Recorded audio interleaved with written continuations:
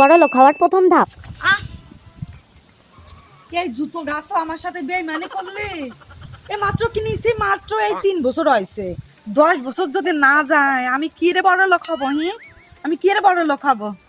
না, এই জুড়া যেভাবে হোক টেনে টুনে 10 বছর পর্যন্ত আমার নিয়ে যেতেই হবে, না হলে তো আমি বড় লোক হতে পারবো না। এমন কাজ করি, জুতো আর পায়ে দেবো না, বগলে নিয়েই চলি। হায় রে মরণ দশা শেষ, ওরা সময় পায়নি। এই বিরাজটাও টেনে টুনিয়ে 5 বছর গেছে, আমার এ মোটে 6 মাস গেল, তাতে সমস্যা নেই। এইটা দিয়ে আরো আরো এই তো লাগেছে।